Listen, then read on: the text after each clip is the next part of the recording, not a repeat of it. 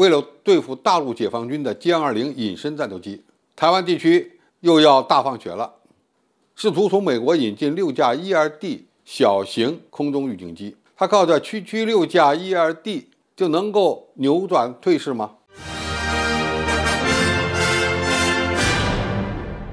观众朋友，大家好，我是付前少。据台湾绿媒《自由时报》12日报道，台湾地区空军呢正规划采购6架美国最新型的 E-2D 空中预警机，号称呢它可以侦测到中国的歼20隐身战斗机的行踪。岛内军事专家梅复兴透露，台空军目前呢正在争取采购美制的 E-2D 先进鹰眼预警机。该案的作战需求已于今年夏天通过台湾地区的所谓国防部的审核，目前开始进入准备整体获得规划书的建案审查阶段。这意味着台湾地区空军最快能够在2022年4月底以前完成相关作业，以求呢将该案纳入2023年度的国防预算。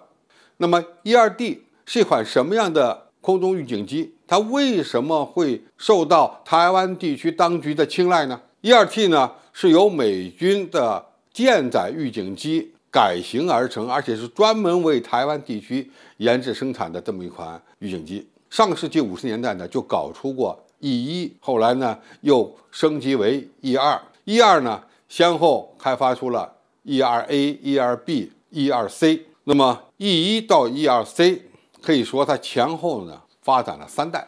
它真正比较成熟的是 E2C。E2C 不仅雷达技术当时来讲是比较先进的，同时呢它的指挥控制能力基本上已经比较健全了，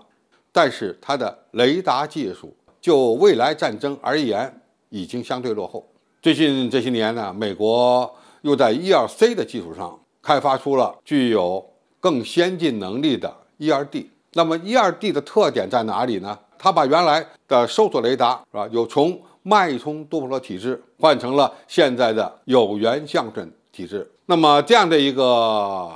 新雷达，探测距离比较远，抗干扰能力比较强，而且对多目标的发现、处理、跟踪以及引导能力呢，也有较大幅度的改善。据说呢，它能够看到低空飞行的一些小型目标，比如说巡航导弹啊、无人机等等，而且呢，在一定距离范围内也能够看到隐身目标。这一点正是台湾地区当局对 E-2D 看重的原因之一。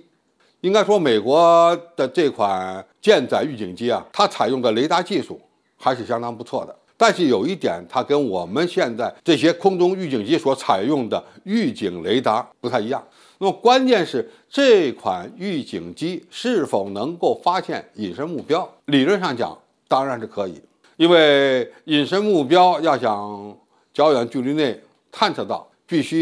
有这么几个前条件：一个，你采用的雷达波长相对来讲比较长，那么就可以把隐身目标呢变成一个半隐身目标，探测距离不就远了吗？这是一个。第二，加大发射功率，发射功率越大，在雷达口径不变的情况下，你的探测距离就越远。但是 E-2D 是一款轻型的舰载预警机，要想增大它的发射功率，恐怕比较难做到，除非呢你专门搞一个发电机给它供电。那么发电机供电它也是要耗能的，那么势必会造成 E-2D 的留空时间大幅度缩短，因此这个途径呢一般来讲不可取。那么第三个就是增大它的雷达口径了。那么前面讲到 E-2D 现在用的雷达天线